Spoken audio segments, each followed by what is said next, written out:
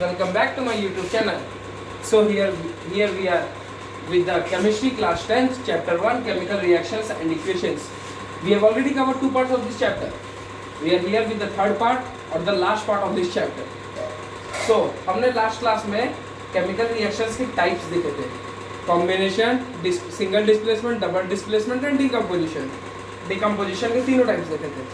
किसी ने मेरे से पूछा था, शायद मैंने नाम बताया नहीं था ये FeSO4 कंपाउंड का, तो उसका मैं नाम बता देता. फेरस सल्फेट 2FeSO4 इसका फॉर्मूला है. ओके हाँ, तो आज की क्लास में हम पढ़ेंगे redox reaction.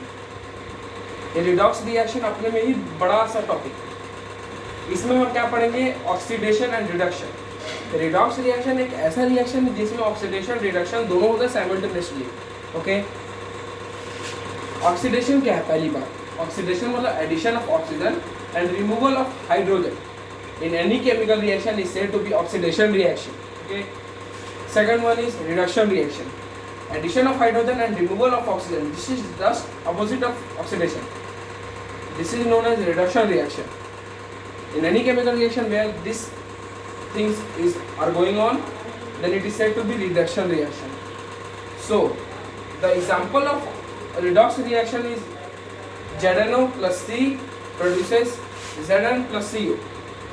Zinc oxide plus carbon produces zinc plus carbon monoxide. Okay, not carbon dioxide. So here ZNO plus C combines to form Zn. So what is in this reaction, what is happening?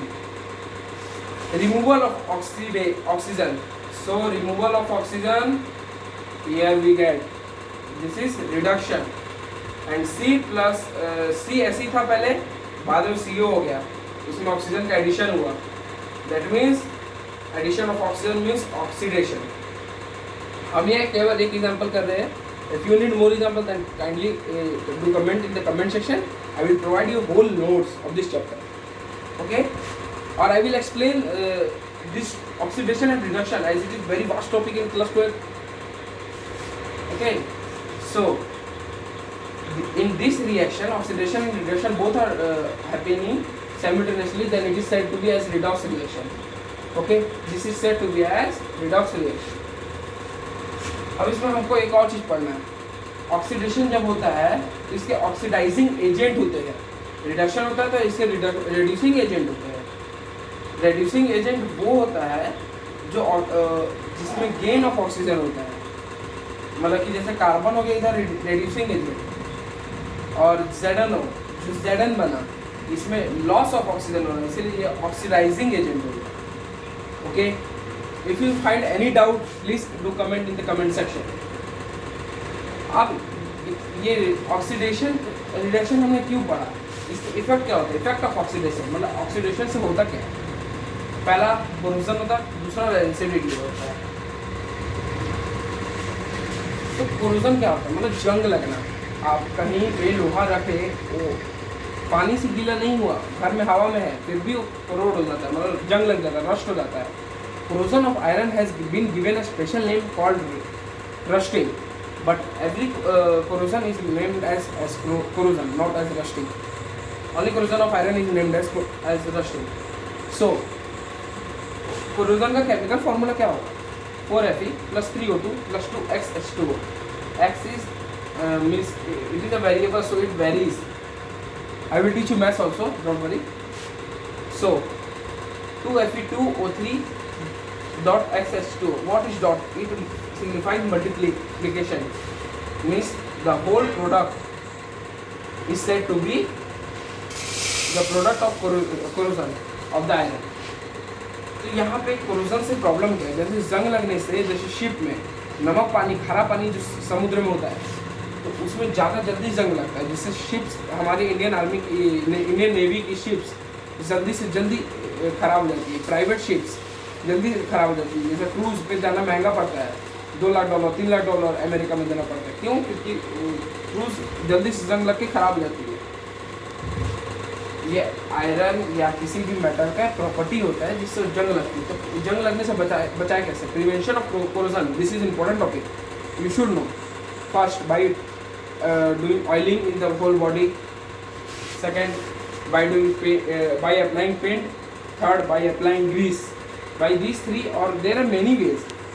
We can know just 3 ways, because not more than 3 ways they are asking board. Or it is not needed to know each and every way. If you want, then definitely I will let you know in my next video. If you want, please do comment in the comment section. तो corrosion यहाँ पे हुआ, जिसे prevention मैंने बताया, oil लगाना, Greece लगाना, paint लगाना. ओके, ये तो हमारा भाई लोहे में या किसी भी मेटल में हुआ. लेकिन हमको इससे मेन प्रॉब्लम दूसरा है रैंसिडिटी. रैंसिडिटी से मतलब खाना जब बाहर रखे रहते हैं गर्मी में जल्दी ख़राब हो जाता है. उससे क्या होता है सिम्टम, मतलब ये सिम्टम बोलता हूँ, उससे कैसे हमको पता चलता है, बायोलॉजी में पढ़ते हैं. तो unpleasant smell of food, unpleasant मतलब ख़राब स्मेल आती है. तो रैंसिडिटी मतलब कि फॉलोइंग ऑफ स्मेल, मतलब स्मेल ख़राब हो जाती है फूड की. जो उसमें ऑयल ऑलरेडी प्रेजेंट है वो ऑक्सीडाइज हो जाते हैं, फिर ऐसे केमिकल चेंजेस होते हैं जिसके बाद वो ख़राब हो जाती है, खाने लायक नहीं रहती है. तो इसका भी प्रिवेंशन है. Packing food in air tight containers, या फिर ऑयल में, जैसे कि अचार को हम तेल में डालते हैं, डुबो के रखते हैं, तो वो सालों साल रहती है, ख़राब नहीं होती है. या फिर चिप्स जिसको हम एयर टाइट पैकेट में, या पैकेज फूड जैसे जिसमें नाइट्रोजन ये सब भरा रहता है, उससे भी खाना जल्दी ख़राब नहीं होता, क्योंकि वो ऑक्सीजन से डायरेक्ट कॉन्टैक्ट काट देता है. जैसे चिप्स हो गया, कुरकुरे हो गया, एनी पैकेट आइटम. ओके, तो ये रैंसिडिटी है. इसको भी प्रिवेंशन हमने जान लिया, इफेक्ट ऑफ ऑक्सीडेशन भी जान लिया. And for now we have completed the whole chapter. Thank you guys. If you find my channel useful or helpful, please like, share and subscribe my channel. And if you find any doubt, please do comment in the comment section. I will try my level best to solve your queries regarding this chapter. Thank you.